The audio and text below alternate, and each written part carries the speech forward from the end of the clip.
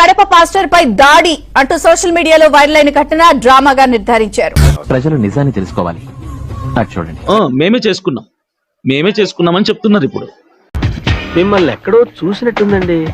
అందరికి నమస్కారం అండి. సో నా పేరు Abhinay Darshan. This is my second film. So release అయ్యాక మంచి రెస్పాన్సే వచ్చింది. నోటికి ఎదొస్తే మాట్లాడమే. పాస్టర్ అభినయ్ దర్శన్ తో పాటు 6 కలిసి డ్రామా ఆడినట్లు తేల్చారు. అల్లూరి ఎస్పీ దర్యాప్తులో పాస్టర్ డ్రామా బట్టబయలైంది. బాగా ఆడాడు కదా. సో బై గాడ్స్ గ్రేస్ నేను సెకండ్ మూవీ యాక్సెప్ట్ చేశాను. ఇప్పుడు సెకండ్ మూవీకి రెడీ అయిపోయాను. ఈ మూవీ పేరే ఫిదా. మంచి కాన్సెప్ట్ అండి, డిఫరెంట్ కాన్సెప్ట్.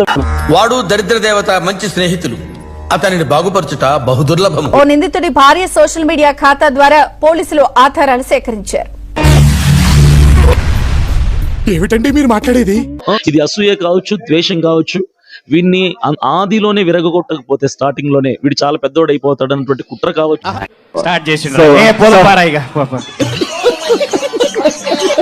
నేనైతే పర్టికులర్ పలానా పార్టీ అని పలానా నాయకుడు నేను పేరు చెప్పను. నాకు ఒకవేళ నా మనసులోనే నేను చెప్పను, అది నాకు సరి కాదు కాబట్టి. అటు చూడు బే. ఇదంతా నీ ట్రైనింగే కదరా? నాకు ఆయనకి అసలు సంబంధం ఉదయం ఫోన్ చేశారు. జాన్ బెనెడీ, సుదర్శన్ వచ్చేసారు వైజాగ్ కి. పోలీసు వాళ్ళు చెప్పారు, వదిలేశారంట చెప్పారు. ఏం చేద్దామంటావు మరి? ఇలా మాకు వాళ్ళే చేయమని చెప్పాడండి. కార్డుని కొట్టేసి వెళ్ళిపోండి, మీకు టైం మేము చూసుకుంటాము అనేసి అభినయ్ దర్శన్.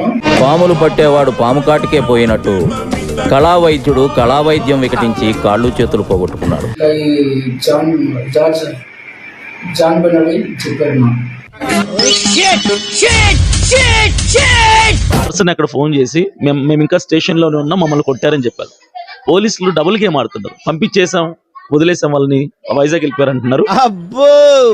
చూస్తేమో స్టేషన్ లోనే కూర్చోను. ఇది ఏం గేమ్ అండి? ఇది ఎంతవరకు ఇట్లా అన్యాయం చేస్తారు? ఎంతవరకు ఇలాంటి కుట్రలు చేస్తారు? ఏదైనా సృష్టిస్తారు. ఇప్పుడు ప్రవీణ్ పగడాల విషయంలో సీసీ ఫుటేజ్లు పుట్టించి తాగుబోతాడని నిరూపించిన వాళ్ళు నీకు తెలియదు. చెప్పు.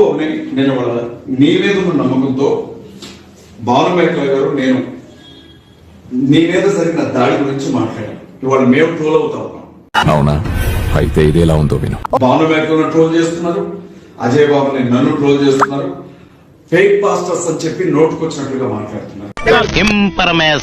Information is wealth. వాళ్ళకి ఏం సమాధానం చెప్తావు? నేను చెప్పనంటే కుదరదు. నువ్వు రిప్లై ఇవ్వాలి ఖచ్చితంగా. నీలో నాకు నచ్చేది ఇదేరా. కొంచెం లేట్ అయినా నిజం నీ అంతటి నువ్వే తెలుసుకుంటావు. రేపొద్దున నువ్వు తప్పు చేసావని తెలిస్తే మాత్రం సహించి వదిలిపెట్టేదైతే లేదు. ఏంటి బాబా అన్న? ఇంకోసారి ఒకవేళ చట్టబద్ధంగా జరిగింది తప్పు అని తెలిస్తే మాత్రం ఎట్టి పరిస్థితుల్లో కూడా క్రైస్తవ సమాజం నేను క్షమించదు, మేము కూడా నేను క్షమించను. నువ్వు పై కనపడావు కానీ లోన చాలా ఇసే ఉన్నాదిరా నీకు. నాకు ఇప్పుడిప్పుడే తెలుస్తుంది సార్. ఈ రోజు నా మీద ఇంత చిన్న సమస్యని నా మీద నెట్టేయలేరా? అన్ని వాళ్ళ చేతుల్లో, నా చేతుల్లో ఏం లేదు కదా. ఒక సామాన్యుడిని అంతే. డిపార్ట్మెంట్ పైన ఎవరున్నారో వాళ్ళు చేస్తున్నారు, వాళ్ళ పైన ఎవరు చేస్తున్నారు, ఎవరు చేయిస్తున్నారో నాకు తెలియదు. మొత్తానికి కుట్ర చేస్తున్నారు. లేని నింద నా మీద వేసే ప్రయత్నం చేస్తున్నారు. అటు చూడు బే. సరే, ఇందుట్లో ఆ వీడియో తీసింది ఎవరు? వీళ్ళ మనిషి తీసాడా, లేకపోతే దాడి చేసినటువంటి వాళ్ళ మనిషి తీసారా? ఎవరు తీసారా ఆ వీడియో? అయ్యి బాబోయ్, నిజమే నమ్మబుద్ధి కావట్లేదు. నిజంగా దాడి చేసినట్లుగా డ్రామా క్రియేట్ చేసి మత విద్వేషాలను రెచ్చగొట్టి ఇక్కడ ఆంధ్రప్రదేశ్లో ఒక రకమైనటువంటి భయానక వాతావరణాన్ని చేయాలని అనుకుంటే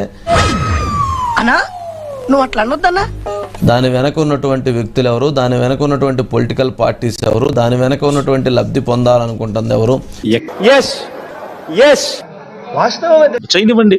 నేను ఒకటి చెప్తా, సింహం వేటాడడం అయితే ఆగదు.